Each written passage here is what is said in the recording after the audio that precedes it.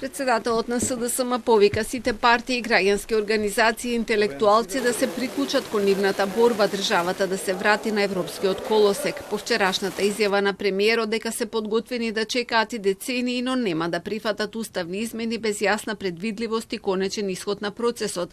Најави дека ќе ги користат сите демократски механизми, ќе ја шират европската идеја и ќе му кажуваат на граѓаните што значи за државата невлегувањето во ЕУ, децении сиромаштија и селување на младите, криминал и корупција без контрола. Не може и нема право Христијан Мицкоски и ВМРО да прави оваа работа. Ова не е нивна својина оваа земја.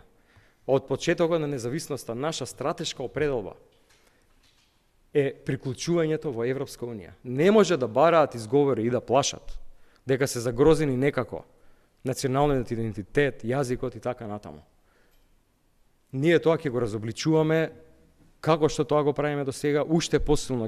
Премиерот вчера упати директна порака до меѓународната заедница и домашната јавност, нагласувајќи дека уставните измени не може да бидат единствениот услов за напредокот на Македонија. Порача дека владата нема да прифати диктати доколку не бидат исполнети останатите клучни детали од преговарачкиот процес.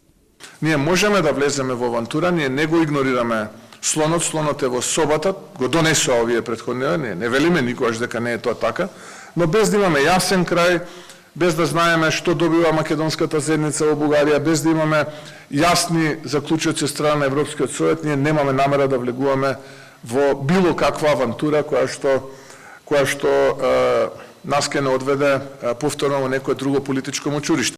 Мицкоски ветува дека реформите и обврските кон ЕУ ќе бидат исполнети, вели целта е државата да остане меѓу водечките кандидати во процесот, но без компромиси кои би ја загрозиле националната позиција.